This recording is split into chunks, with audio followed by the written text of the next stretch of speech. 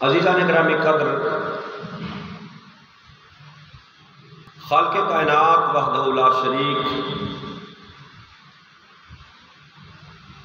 تمام کائنات کا خالق ہے، مالک ہے۔ اس نے اس کائنات کو بنایا اور اس کائنات کے لیے اور اس کائنات کے اندر رہنے والی تمام مخلوقات کے لیے اللہ نے ایک وقت مقرر فرمایا ہے جب یہ کائنات فنا ہو جائے گی، کائنات کے اندر رہنے والی مخلوقات ختم ہو جائیں گی۔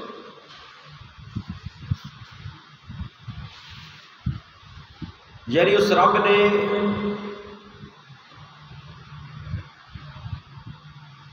جو ایک دن مقرر کیا ہے جس دن اللہ اس کائنات کے نظام کو ختم فرما دے گا،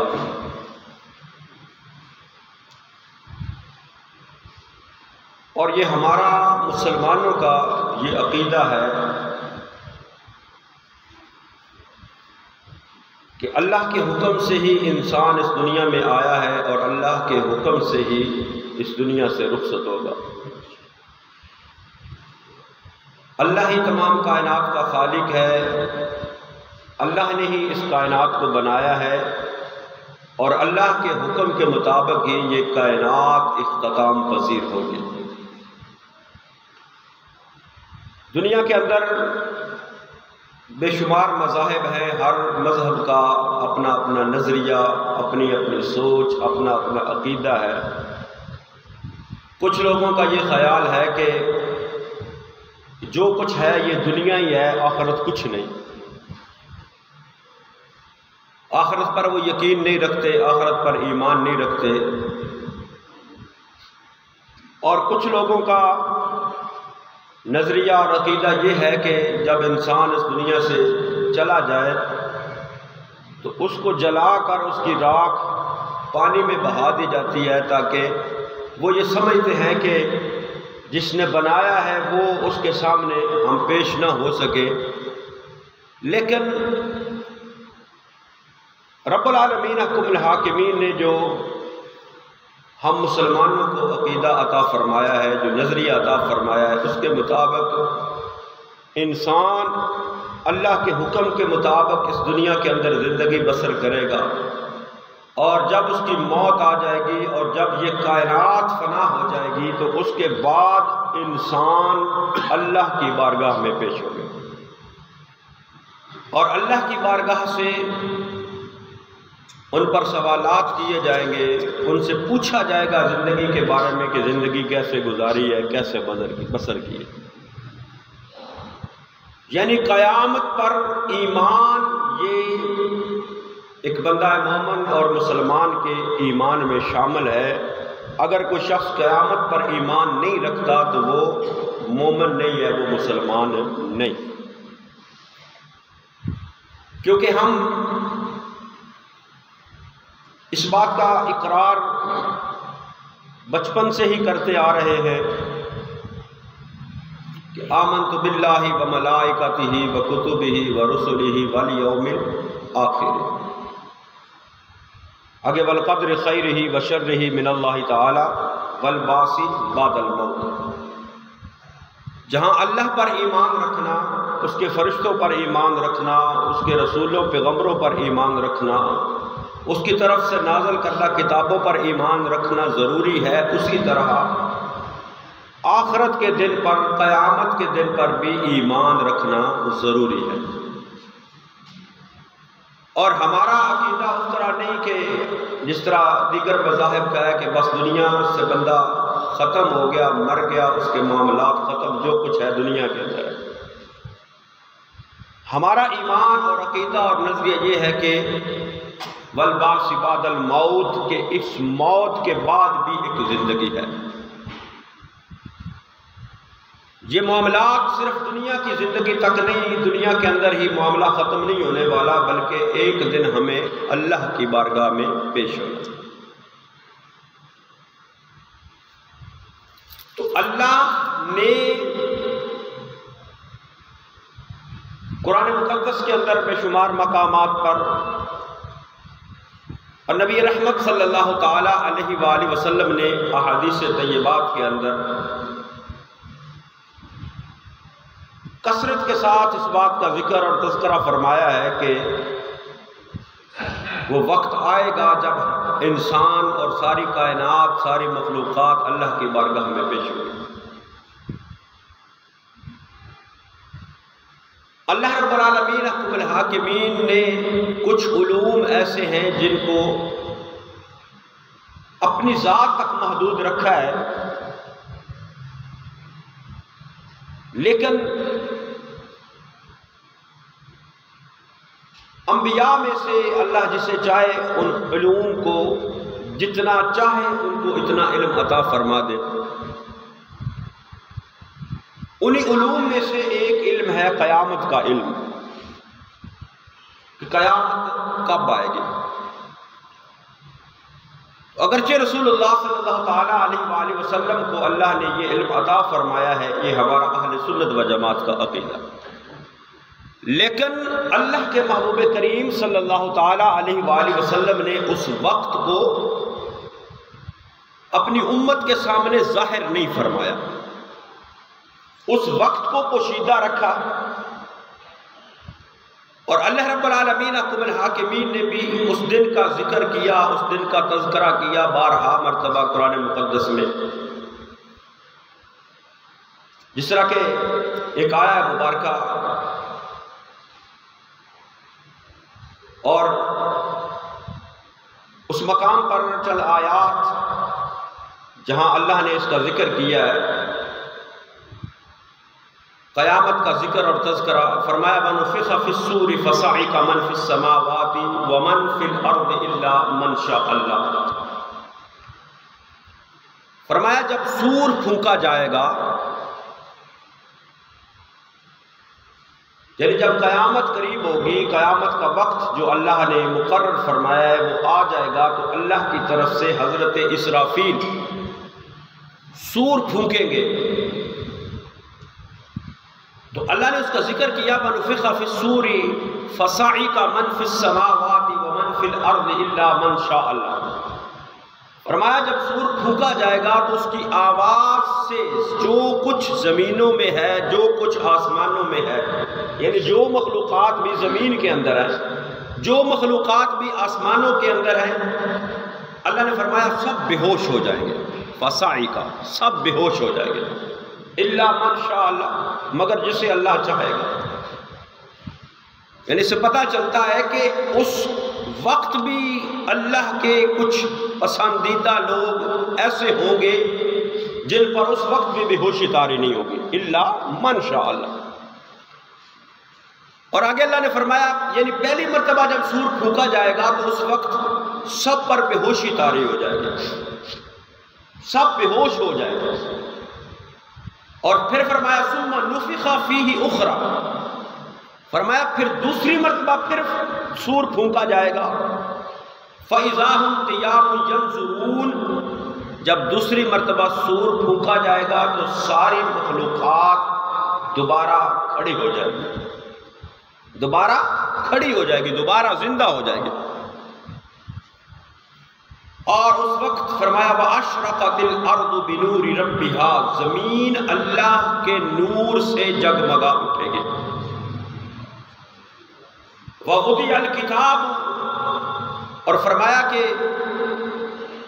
اس وقت کتاب رکھی جائے گی، وَجِيءَ بِالنَّبِيِّينَ وَالشُّهَدَاءِ وَقُضِيَ بَيْنَهُم بِالْحَقِّ، فرمایا ساری مخلوقات بھی ہوں گی، اور پھر جتنے اللہ نے انبیاء اس دنیا کے اندر مبعوث کیے ہیں وہ سارے انبیاء بلائے جائیں گے، والشہداء، اور ان لوگوں پر وہ گواہ ہوں گے، گواہوں کو بلایا جائے گا۔ اور فرمایا وَقُضِيَ بَيْنَهُم بِالْحَقِّ، فرمایا ان لوگوں کے درمیان سچا فیصلہ فرما دیا جائے گا، حق کے ساتھ فیصلہ کر دیا جائے گا۔ وَهُمْ لَا يُظْلَمُونَ، اور ان پر ظلم نہیں کیا جائے گا۔ اور آگے فرمایا وَوُفِّيَتْ كُلُّ نَفْسٍ مَّا عَمِلَتْ، ہر ایک کو اس کے عمل کا بھرپور صلہ دیا جائے گا. وَهُوَ أَعْلَمُ بِمَا يَفْعَلُونَ، اور وہ اللہ بہتر جانتا ہے، خوب جانتا ہے جو یہ کچھ کرتے ہیں. یعنی اللہ رب العالمین حکم الحاکمین نے ان آیات بینات میں اس قیامت کا ذکر اور تذکرہ کیا ہے کہ جب یہ دنیا فنا ہوگی، دنیا ختم ہوگی، دنیا کے لوگ ان پر موت طاری کر دی جائے گی، پھر اللہ کے حکم سے ان کو دوبارہ زندہ کیا جائے گا، دوبارہ اٹھایا جائے گا، اور اللہ رب العالمین حکم الحاکمین کے سامنے ان کو پیش کیا جائے گا، اور پھر انبیاء کرام کو ان پر گواہ پیش کیا جائے گا. کیونکہ لوگ اگر کسی بات سے اس وقت انکار کرنے کی کوشش کریں گے تو اللہ اپنے نبیوں کو گواہ کے طور پر پیش کرے گا. انبیاء فرمائیں گے، وہ لوگ کہیں گے کہ ہمارے پاس کوئی ڈرانے والا نہیں آیا، تو اللہ انبیاء کو بلائے گا، انبیاء گواہی دیں گے کہ اے ہمارے رب، ہم نے ان تک تیرا پیغام پہنچایا لیکن انہوں نے مانا نہیں، انہوں نے تسلیم نہیں کیا. انبیاء کو گواہ بنایا جائے گا، اور پھر فرمایا ان کے درمیان فیصلہ کر دیا جائے گا، ان کے اعمال کے مطابق ان کو بدلہ دے دیا جائے گا، ان پر ظلم نہیں کیا جائے گا. یعنی جو جس کے اعمال ہوں گے اس کے مطابق اس کا فیصلہ کیا جائے گا. اچھے اعمال والوں کو جنت میں داخل کیا جائے گا، برے اعمال والوں کو جہنم میں داخل کیا جائے گا. جس کا جو عمل ہوگا اس کے مطابق جو ہے وہ اس کا بدلہ اور صلہ دے دیا جائے گا. اور کہ فرمایا وَهُوَ أَعْلَمُ بِمَا يَفْعَلُونَ، حالانکہ رب سب کچھ جانتا ہے. جو ہم دنیا میں کرتے ہیں وہ رب سے پوشیدہ نہیں، لیکن اللہ رب العالمین حکم الحاکمین بروز محشر تمام لوگوں کو بلا کر تمام لوگوں کے سامنے فیصلہ کرے گا. جنتیوں کو جنت میں داخل کر دیا جائے گا جو نیک اعمال والے ہوں گے، اور بد اعمال، شرک کرنے والے، کفر کے اندر مبتلا رہنے والے، ان کو جہنم میں داخل کر دیا جائے گا. کسی کا کوئی عمل ضائع نہیں ہوگا. جس کا جو عمل ہوگا، جس کے جو نیکیاں ہوں گی، جس کے جو اعمال ہوں گے، جس کی جو بدیاں ہوں گی، جو برائیاں ہوں گی، جو جس کے پاس ہوگا زندگی کا سرمایہ، اس کے مطابق فیصلہ کیا جائے گا. اللہ فرماتا فَمَنْ يَعْمَلْ مِثْقَالَ ذَرَّةٍ خَيْرًا يَرَهُ وَمَنْ يَعْمَلْ مِثْقَالَ ذَرَّةٍ شَرًّا يَرَهُ. فرمایا کسی کی چھوٹی سی چھوٹی نیکی جو ہے وہ بھی ضائع نہیں ہوگی، کسی کی چھوٹی سی چھوٹی برائی وہ بھی گنتی میں آئے گی. تو اللہ نے بارہا مرتبہ قرآن مقدس میں قیامت کا ذکر کر کے، تذکرہ کر کے اپنے بندوں کو یہ ڈر اور خوف دلانے کی ترغیب دی ہے کہ اس دن سے ڈرو جب اللہ کے سامنے پیش ہونا ہوگا. اس دن سے ڈرو جب رب کے سامنے ہمیں پیش کیا جائے گا، ہم اپنے اعمال کے ساتھ اللہ کی بارگاہ میں پیش ہوں. اور نبی کریم صلی اللہ تعالیٰ علیہ وآلہ وسلم کو اللہ نے قیامت کا علم عطا فرمایا، لیکن نبی کریم صلی اللہ تعالیٰ علیہ وآلہ وسلم نے اس وقت پوشیدہ رکھا اللہ کے حکم کے مطابق اور لوگوں پر ظاہر نہیں فرمایا. کچھ لوگ اتنے دلیر ہو چکے ہیں، اتنے ہم بہادر ہو چکے ہیں، اتنا ہمارے دل سے ڈر اور خوف ختم ہو چکا ہے کہ اگر کسی کو نصیحت کی جائے، کسی کو کہا جائے کہ بھئی اللہ سے ڈرو، نیک اعمال کرو، اللہ کے سامنے پیش ہونا ہے، تو ہم میں سے اکثر کا جواب یہ ہوتا ہے بڑی عمر پہ یہ لوگ کر لیں گے توبہ، بڑی زندگی پڑی ہوئی ہے. کچھ لوگوں کا تو یہاں تک جواب ہوتا ہے، حالانکہ یہ کفر ہے ایسا جواب، لیکن وہ کہتے ہیں یہ دنیا ہے کرو، قیامت کنے ویکھی، یعنی قیامت کا انکار تک لوگ کر دیتے ہیں، کہلواتے خود کو مسلمان ہیں، کلمہ پڑھنے والے ہیں، لیکن قیامت کا انکار اپنے عمل سے کرتے ہیں، اپنی زبان سے کرتے ہیں۔ کئی لوگوں کا یہ جواب ہوتا ہے، اے جہان میٹھا اگلا کنے ڈٹھا، یعنی یہ دنیا ہے، اس میں جو کچھ کرنا ہے کر لو، آگے جب جائیں گے دیکھی جائے گی۔ حالانکہ اللہ رب العالمین حکم الحاکمین نے اور مصطفیٰ کریم صلی اللہ تعالیٰ علیہ وآلہ وسلم نے ہمارے دلوں میں یہ خوف پیدا کرنے کی کوشش کی ہے کہ ہم قیامت کے دن سے ڈریں، اللہ کے سامنے پیش ہونے سے ڈریں کہ جب ہم رب کے سامنے پیش ہوں گے تو اگر ہمارے اعمال درست نہ ہوئے اس وقت ہمارے ساتھ کیا معاملہ ہوگا۔ اور پھر نبی کریم صلی اللہ تعالیٰ علیہ وآلہ وسلم سے جب قیامت کے بارے میں سوال کیا گیا، قیامت کے بارے میں پوچھا گیا،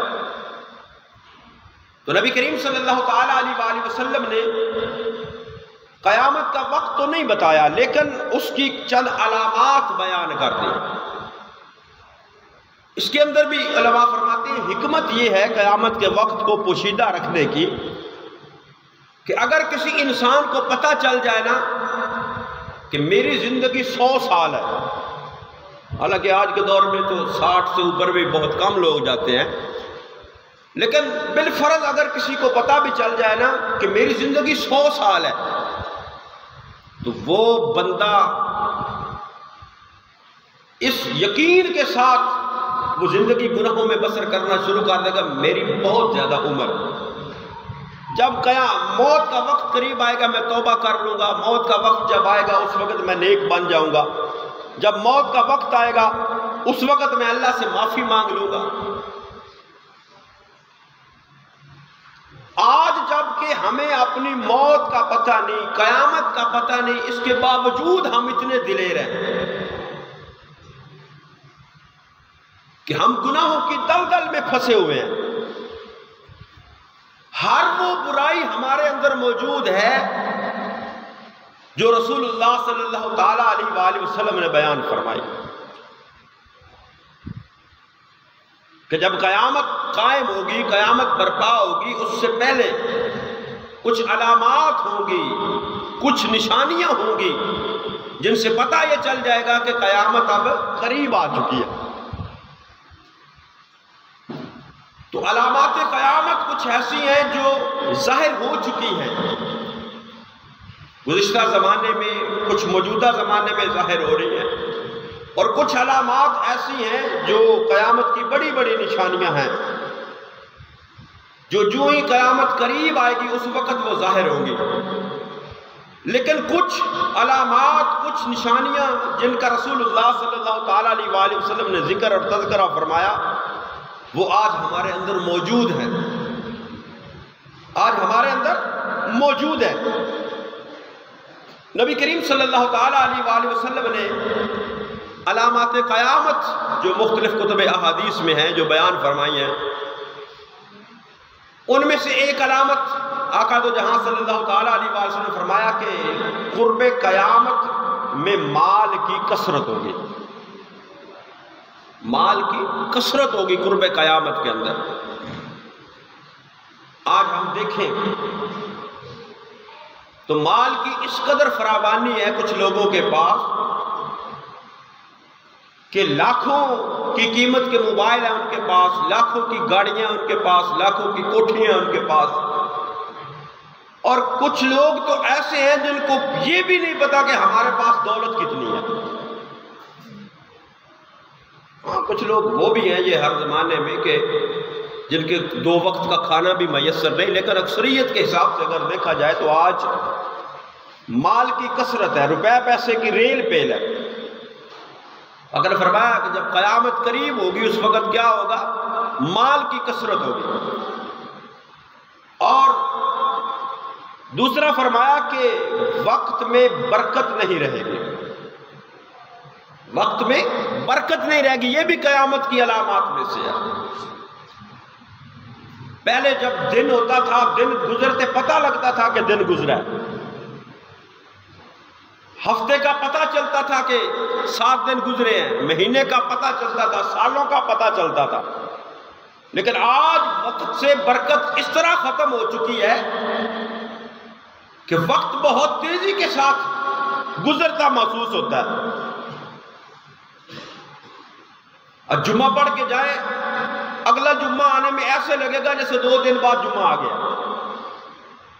صبح ہوتی ہے، شام، اور مہینہ ایسے ختم ہوتا ہے، پتہ نہیں چلتا مہینہ کب ختم ہو گیا. یعنی جو وقت کے اندر برکت تھی وہ برکت ختم ہو گئی ہے. اور تیسرا نبی کریم صلی اللہ تعالیٰ علیہ وسلم نے فرمایا کہ زکوٰۃ دینا لوگوں پر گراں ہوگا، وہ اس کو تاوان اور ٹیکس سمجھیں گے. آج لوگوں کے پاس کروڑوں کی دولت موجود ہے، لیکن اس دولت کو وہ دنیا کے اندر خرچ کریں گے، اپنے نفس کی خواہشات کی تکمیل کے لیے خرچ کریں گے، اپنے لیے سہولیات، آسائشات بنانے پر بے پناہ اس دولت کو خرچ کر دیں گے. لیکن جو اللہ کی طرف سے زکوٰۃ فرض ہے وہ زکوٰۃ ادا نہیں کریں گے. زکوٰۃ دینا ان کو بوجھ محسوس ہوگا. زکوٰۃ وہ نہیں دیتے، وہ اس کو ٹیکس سمجھتے ہیں، ان پر وہ گراں ہے، اس کو تاوان سمجھتے ہیں. یہ ہم اب خود کمایا ہے، کیسے کسی کو دے دیں؟ تو یہ بھی قیامت کی نشانیوں میں سے ہے کہ مال ہونے کے باوجود، مالدار ہونے کے باوجود، ہم اس کا جو اللہ نے حق مقرر فرمایا ہے اس کے اندر غریبوں کا، مسکینوں کا زکوٰۃ کی صورت میں ہم وہ ادا نہیں کرتے. تو جتنی دیر تک بندہ اپنے مال میں سے زکوٰۃ ادا نہیں کرتا، اس کا مال پاک نہیں ہوتا، اس کا وہ مال ناپاک ہے، حرام ہے اس کا وہ مال، جب تک وہ اس کو زکوٰۃ ادا کر کے پاک نہیں کرتا. ہم 15%، 17%، 18% ٹیکس پے کر لیتے ہیں. فیکٹریوں والے اونرز جو ہے 17-18% وہ ٹیکس پے کرتے ہیں، لیکن 2.5% زکوٰۃ ادا نہیں کرتے. بہت کم لوگ ہیں جو زکوٰۃ کی ادائیگی کرتے ہیں. اگر جو دین نے نظام دیا ہے، جو مصطفیٰ کریم صلی اللہ تعالیٰ علیہ وآلہ وسلم نے ہم تک اسلام پہنچایا ہے، اس کے اندر جو یہ نظام زکوٰۃ ہے، اگر اس کو پراپر طریقے سے ادا کیا جائے تو غریب جو ہیں ان کے لیے پھر مشکل نہیں رہتی، ان کے لیے اللہ آسانیاں پیدا کر دیتا ہے. لیکن پیسہ امیروں کی جیبیں ان کے اندر جا رہا ہے، ان کی جیبیں بھری جا رہی ہے، غریب غریب سے غریب تر ہوتا جا رہا ہے. وجہ کیا ہے؟ ہم غریبوں کا حق ادا نہیں کرتے زکوٰۃ کی صورت میں. اور آگے نبی کریم صلی اللہ تعالیٰ علیہ وسلم نے فرمایا کہ دین پر چلنا، دین پر قائم رہنا مشکل ہو جائے گا، دشوار ہو جائے گا. اتنا مشکل ہو جائے گا جیسے مٹھی میں انگارہ لینا. آج اس بات کو دیکھیں، یہ علامات جو ہیں یہ بھی اس زمانے میں پوری ہیں کہ دین پر چلنا مشکل ہو گیا ہے، آسان نہیں رہا. دین پر اگر کوئی چلنے کی کوشش کرتا ہے، اس کے گھر والے اس کے مخالف ہو جاتے ہیں. دین کے احکامات اگر کوئی دوسروں تک پہنچاتا ہے، لوگ اس کے مخالف ہو جاتے ہیں. شادی میں، خوشی میں، غمی میں، معاملات میں ہم دین کو اس کے اندر شامل نہیں کرتے، دین کے احکامات کو شامل نہیں کرتے، اپنی مرضی اور منشا کرتے. اور اگر کوئی اس وقت کہے کہ دین اس معاملے میں کیا کہتا ہے، اس پر عمل کرو، تو اس پر کوئی عمل نہیں کرتا. دین پر چلنا، دین پر قائم رہنا بندے کے لیے مشکل ہو گیا. یعنی خود بندے کو بھی دین پر عمل کرنا، دین پر قائم رہنا مشکل اور دشوار ہو گیا. زمانہ اس کو رہنے نہیں دیتا، گھر والے نہیں رہنے دیتے. اور پھر دین پر چلنے والوں کے لیے، دین کا کام کرنے والوں کے لیے بھی آسانیاں نہیں، مشکلات ہیں. دنیا کا کوئی کام کرتا ہے، دنیا کا کاروبار کرتا ہے، اس کی تنخواہیں بھی اچھی ملتی ہیں، اس کو کاروبار اچھا ملتا ہے، لیکن اگر وہ دین پر چلتا ہے اس کے لیے اس طرح کی آسانیاں نہیں، تو لوگ پھر دین کی طرف آتے ہی نہیں، پھر دنیا کی طرف لوگ جاتے ہیں، حالانکہ کامیابی جو ہے وہ اللہ کے دین کے اندر ہے۔ اور آگے نبی کریم صلی اللہ علیہ وسلم نے فرمایا کہ علم دین لوگ پڑھیں گے لیکن دین کے لیے نہیں۔ یہ بھی ایک موجودہ دور میں بیماری ہے کہ لوگ دین حاصل کرتے ہیں تو وہ دین کے لیے نہیں کرتے، دنیا کے لیے کرتے ہیں۔ دین پڑھ کے محفلوں میں جائیں گے، تقریریں کریں گے، فی تقریر 40,000 ہزار 50,000 ہزار لیں گے، دنیا کمائیں گے۔ حالانکہ دین پڑھ کر مقصد یہ ہونا چاہیے کہ اللہ نے مجھے جو دین عطا کیا ہے میں اس کو لوگوں تک پہنچاؤں، یہ میری ذمہ داری ہے۔ لیکن ہم نے دین کو بھی کاروبار بنا لیا، ہم اللہ کی رضا کے لیے کسی کو دین بتانے کو تیار نہیں۔ بھائی رسول اللہ صلی اللہ تعالیٰ علیہ وآلہ وسلم کا ذکر کرنا ہے، محبوب کی آل کا ذکر کرنا ہے، محبوب کے اصحاب کا ذکر کرنا ہے، شان اولیاء بیان کرنی ہے۔ 40,000 دیو تو پھر کرے گا فٹے منہ تیرے تے بے، تو اگر اللہ دے رسول دی شان بیان کرنی تو پیسے لے کے کرنے۔ تو دین پر چل، اللہ اور اس کے رسول کی شان کو بیان کر، ڈیمانڈ نہ کر، مانگ نہیں، دنیا کا لالچ نہ رکھ، پھر دیکھ رب تیرے پر کرم کیا کرتا۔ تو آج دین کے لیے علم دین نہیں پڑھا جا رہا، دنیا کے لیے دین پڑھا جا رہا۔ یہ بھی قیامت کی علامات میں سے ہے جو اس وقت ظاہر ہے۔ اور آگے نبی کریم صلی اللہ علیہ وسلم نے ارشاد فرمایا کہ ذلیل قسم کے لوگ جن کو تن پر کپڑا میسر نہیں تھا، جن کو پاؤں میں جوتی میسر نہیں تھی، آج وہ بڑے بڑے محلات بنا کر ان پر فخر کر رہے ہیں۔ یعنی وہ لوگ جن کو کبھی پہننے کو کپڑا نصیب نہیں تھا، پاؤں میں جوتی نصیب نہیں تھی، لیکن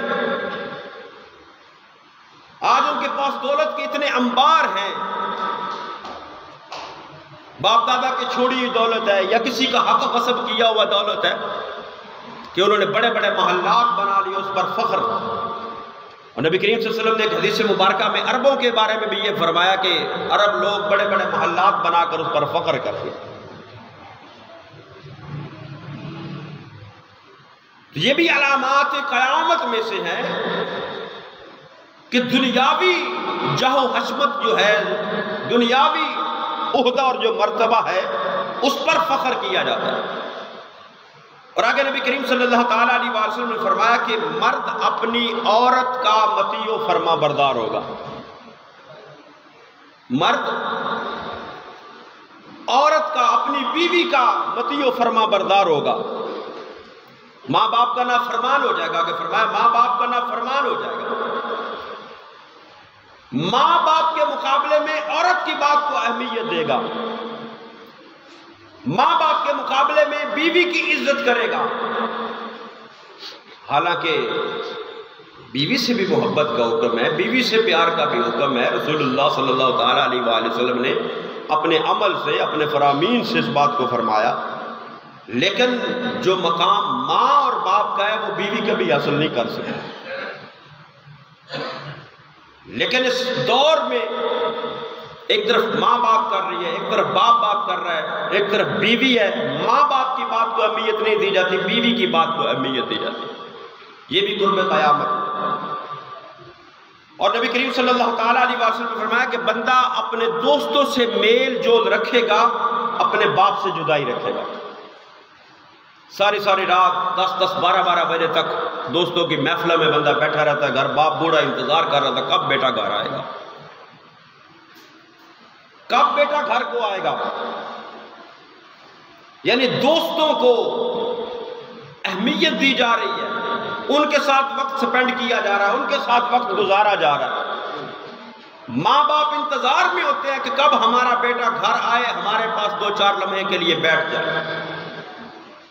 باپ ساری رات انتظار کرتا رہتا ہے، جاگتا رہتا ہے، اور بیٹا باپ دوستوں یاروں میں بیٹھ کر گپے ہانک رہا ہے۔ باپ بلائے گھر جانے کو، بیٹا تیار نہیں، اب میں دوستوں کو بیٹھا آنا ٹھہر کے۔ دوستوں کو اہمیت دی جاتی ہے، ماں باپ کو اہمیت نہیں دی جاتی۔ یہ بھی قیامت کی علامات میں سے ہے۔ اور آگے فرمایا کہ مسجدوں میں لوگ چلائیں گے، حالانکہ مسجد کا ادب اور احترام یہ ہے کہ وہاں بندہ بیٹھے تو خاموشی کے ساتھ بیٹھے اور عبادت میں مشغول رہے، تلاوت قرآن پاک میں مشغول رہے، ذکر اذکار میں مشغول رہے، لیکن مسجد کے اندر دنیا کی باتیں کی جاتی ہیں اور اونچی اونچی آواز میں باتیں کی جاتی ہیں۔ یہ بھی قرب قیامت کی جو علامات جو ظاہر ہو چکی ہے اس وقت۔ مساجد میں دنیا کی باتیں ہوتی ہیں، مساجد میں لوگ ایک دوسرے کے اوپر چیختے چلاتے ہیں، نمازیں پڑھ کے ایک صف میں کھڑے ہو کر ایک دوسرے کے لیے برداشت ہمارے اندر نہیں ہے۔ اور آگے نبی کریم صلی اللہ علیہ وسلم نے ارشاد فرمایا گانے باجے کی کثرت ہوگی، گانے کثرت کے ساتھ ہوں گے۔ اس کا بھی آپ مشاہدہ کر سکتے ہیں کہ ہر گھر میں کوئی نہ کوئی ٹک ٹاکر موجود ہے، ہر گھر میں کوئی نہ کوئی ایکٹر، کوئی نہ کوئی ڈانسر موجود ہے، ڈانس کر رہا ہے، گانے جو ہے وہ گا رہا ہے، گانے سن رہا ہے۔ یہ بھی قیامت کی علامات میں سے ہے کہ ہر گھر کے اندر میوزک ہے، ہر گھر کے اندر گانے والا ہے، ہر گھر کے اندر ناچنے والا ہے۔ اور ایسی ایپس ہیں جو ٹک ٹاک وغیرہ کے ہر شخص جو ہے، نوجوان، بچے کیا، بچیاں کیا، ہر ایک اپنی اداکاری کے جوہر دکھا رہا ہے، ہر کوئی گانے گا رہا ہے، ہر کوئی ناچ رہا ہے۔ تو یہ بھی علامات قیامت میں ہے جو اس وقت پوری ہو چکی ہے۔ اور آگے نبی کریم صلی اللہ علیہ وسلم نے ارشاد فرمایا کہ بعد میں آنے والے لوگ اپنے سے پہلے لوگوں پر طعن کریں گے۔ یہ بڑی اہم اور قابل غور بات ہے۔ یہ اس وقت یہ بھی علامات قیامت جو ہے یہ بھی ظاہر ہو چکی ہے، یہ بھی پوری ہو چکی ہے۔ فرمایا کہ بعد میں آنے والے لوگ اپنے سے پہلے لوگوں پر طعن کریں گے اور ان کو برا بھلا کہیں گے۔ آج اب دیکھیں لوگوں کی زبانیں صحابہ کرام کے بارے میں کس طرح کھلتی ہیں، لوگوں کی زبانیں اہل بیت کے بارے میں کس طرح کھلتی ہیں، اور لوگوں کی زبانیں اپنے بزرگوں کے بارے میں، اپنے آباء و اجداد کے بارے میں، اولیاء کاملین کے بارے میں، اللہ کے ان نیک بندوں کے بارے میں کس طرح کی بازاری زبان استعمال کی جاتی ہے۔ خاص کر آج کل ایک نیا فتنہ ہے، وہ پلمبر، انجینئر، جس نے